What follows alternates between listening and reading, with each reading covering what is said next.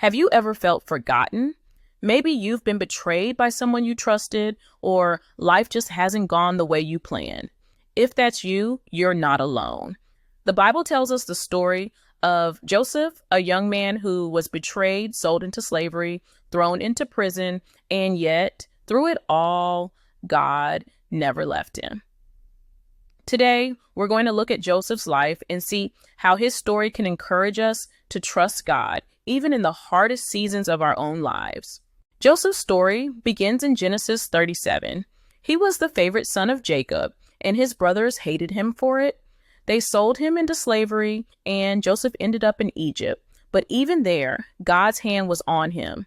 He rose to serve in Potiphar's house, only to be falsely accused and thrown into prison. For years, Joseph lived through hardship and disappointment, but in God's perfect timing, he was elevated to second in command over Egypt, and it was through Joseph that God saved many people, including his own family, during a famine. The main lessons from Joseph's life. Number 1, God is with us in the pit. Genesis 37 shows Joseph at his lowest moment, betrayed by his own brothers and thrown into a pit. Maybe you've been there, feeling rejected or abandoned. The beautiful truth is, even in Joseph's pit, God was with him, and God is with you too. When others fail you, he never does. Number 2, integrity matters, even in the dark. In Genesis 39, Joseph faces temptation in Potiphar's house. He could have given in, and no one would have known. But Joseph chose integrity and said, "How can I do this great wickedness and sin against God?" He was falsely accused and thrown into prison anyway. Sometimes doing the right thing doesn't bring instant rewards. But when we honor God in secret, he honors us in his time. Number 3, God can use prison as preparation. In Genesis 40, Joseph interprets dreams while in prison. It seems small, but those moments were God's training ground for something greater. Joseph didn't know it yet, but those dream interpretations would eventually lead him before Pharaoh. Sometimes your waiting season feels wasted, but in God's hands, it's preparation.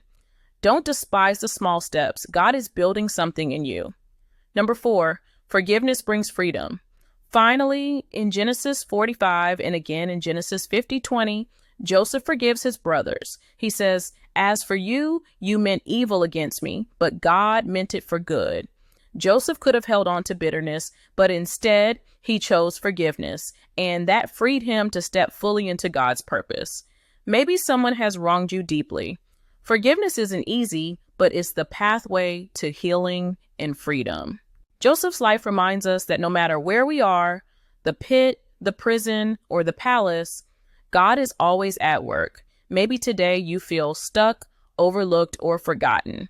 I want to encourage you, your story isn't over. God is still writing it.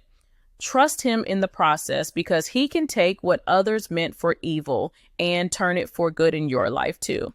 If this encouraged you, share in the comments, what season do you feel like you're in right now? The pit, the prison, or the palace? And don't forget to subscribe so you won't miss the next Bible character study.